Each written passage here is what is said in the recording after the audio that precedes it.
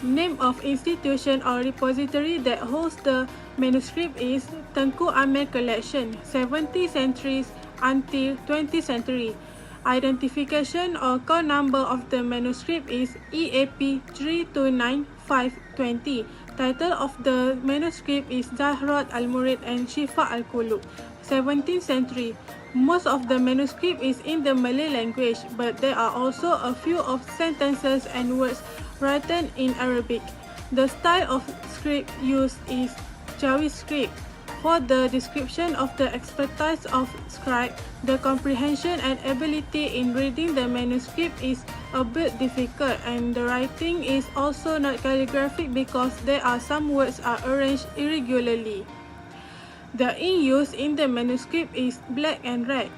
There are a few of rubrication, vocalization, and correction marks in the manuscript. Besides that, the manuscript is copied by more than one hand. Number 2.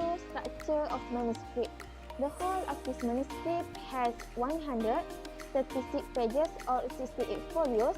The length of this manuscript is 165 cm.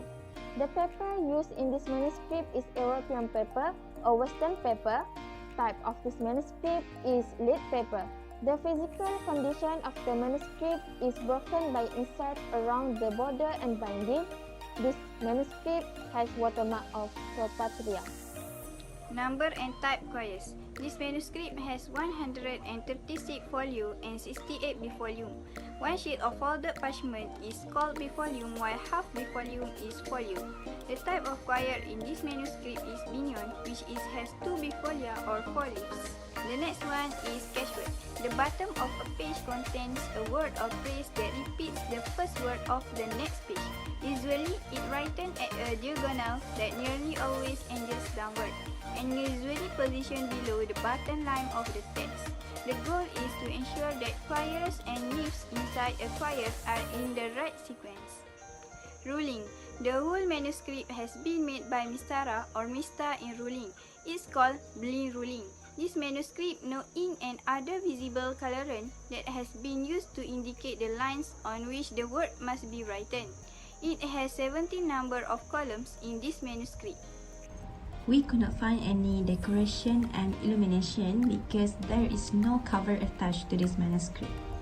Next, for description of illustration, there is an illustration as a sign in this manuscript.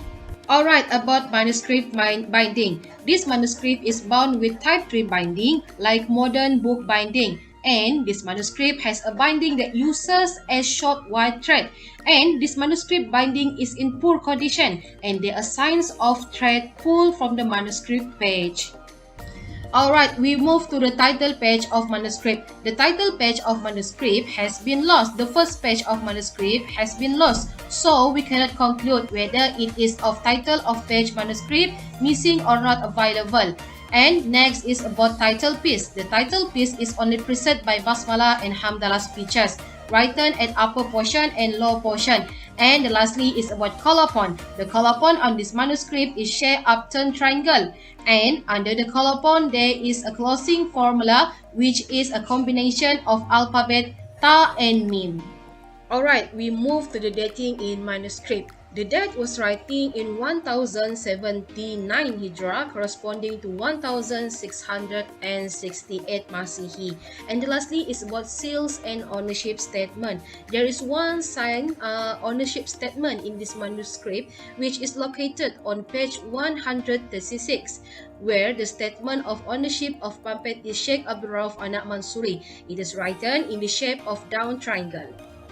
God has described the human heart as being significantly harder than stone, but there is only one way that can soften the human heart, which is by way of zikir. Allah explains that there are many rewards, such as with 40,000 virtues.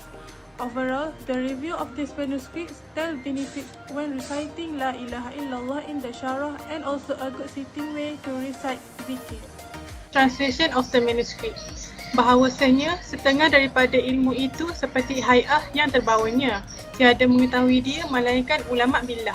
Maka apabila dikata mereka itu akan dia, tiada mungkar akan dia melainkan orang yang ghaflah akan Allah. Na'udzubillahi minha. Soal, jika bertanya seseorang apa dalil harus menggerakkan kepala dan tubuh pada tatkala zikir itu, jawab bahawa adalah dalilnya firman Allah Ta'ala. وَمَا خَلَقْتُ الْجِنَّ وَالْإِنسَ إِلَّا لِيَعْبُدُونَ. Artinya, dan tiada kujadikan jin dan manusia itu melainkan kerana berbuat ibadah akan daku.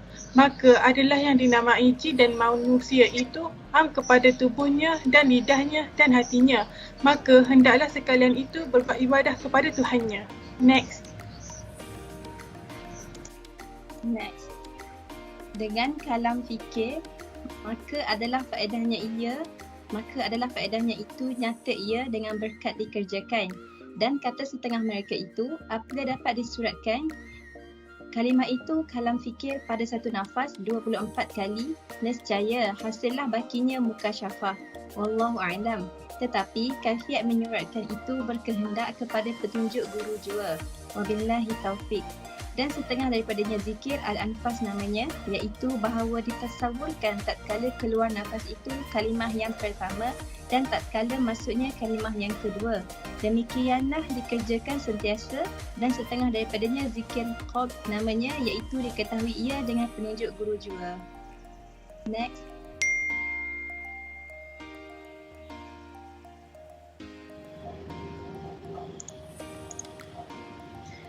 Next, ata'ullaha mislu ala bihim. Artinya, barang siapa pada masa terjumpa Yahudi dan Nasrani dan Sabi'in dan Majusi. Asyhadu Allah la ilaha illallah wa anna ma'adunallahu marbub makur. Nescaya dianugerahkan Allah akan dia daripada pahalanya seperti bilang mereka kepada Nabi Muhammad sallallahu alaihi wasallam. Man qala Allahu la ilaha illallah wahdahu la syarika la ilaha wahida ahmadan lam yalid wa lam yulad wa lam yakul lahu kufuwan ahad. Ahadan asyara maraka kataballahu alfan hasana wa man dunallaha. Next.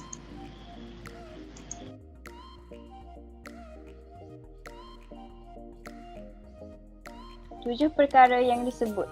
Satu daripadanya disuratkan baginya dengan dia 10 kebajikan. Kedua, dihapuskan daripadanya dengan dia 10 kejahatan. Ketiga, diangkatkan baginya dengan dia 10 pangkat. Keempat, bahawa adalah diperolehnya daripada pahalanya membaca segala kalimah ini dianugerahi baginya membela memerdekakan 10 orang sahaya. Kelima, bahawa adalah segala kalimah ini memeliharakan dia daripada syaitan. Keenam, bahawa adalah segala kalimah ini memeliharakan dia daripada yang dikebenciannya akan dia. Ketujuh, tiadalah sampai kepadanya pada hari itu suatu dosa jua pun melainkan syurga akan Allah jua. Yakni, tiada disuratkan atasnya lain daripada syurga akan Allah. Next.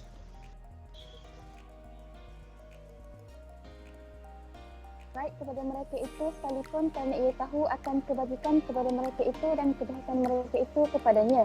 Bahawa sekalanya itu dijadikan Allah Ta'ala jua, maka tiadalah dilihatnya kebajikan darinya dan tiadalah dilihatnya kejahatan mereka itu.